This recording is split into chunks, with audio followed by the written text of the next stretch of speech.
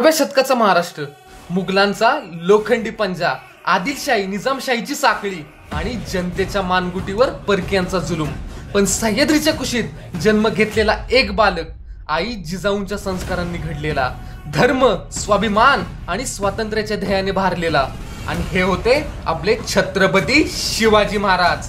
सह्याद्रीच्या कडाकपाऱ्यांवर घुमणाऱ्या प्रतिध्वनीसारखा त्यांच्या अंतःकरणात एकच संकल्पने नादत होता, ही मायभूमी परकीयांच्या तावडीतून सोडवायची आहे।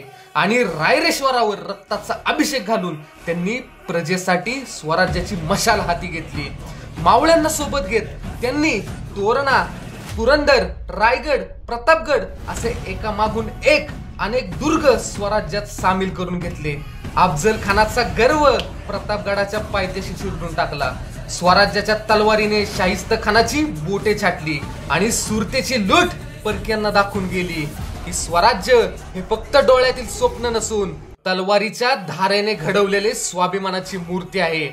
1674 मध्ये जगदीश्वराच्या साक्षीने श्रीमान रायगडावर राजे छत्रपती झाले। सुवर्ण सिंहासनांसमोर जणू सह्याद्री थरारत होता। संपूर्ण मावळ भूमीचा श्वास थांबला होता आणि तिथला वारा रणांगणाची बलिदानांची गाथा गात होता। रणांगणात वज्राप्रमाणे प्रखर, तर प्रजेसमोर चंद्र किरणांप्रमाणे शीतल।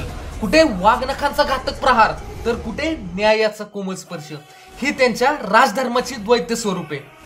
शेवटच्या श्वासापर्यंत त्यांची तलवार हिंदवी स्वराज्यासाठीच लढली, त्यांचे हृदय प्रजेसाठीच धडधडले आणि त्यांचे जीवन स्वराज्य समर्पितच राहिले।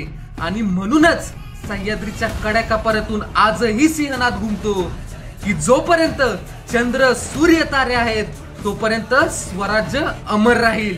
आणि म्हणूनच प्रतिपचंद्र लेखेव वर्धिष्णु विश्ववंदिता शाह सुनो शिवशेषा मुद्रा भद्राय राजते। मित्रांनो, व्हिडिओ आवडल्यास चॅनलला सबस्क्राइब करा, शेअर करा आणि लाईक करा। जय भवानी, जय जिजाऊ, जय शिवराय।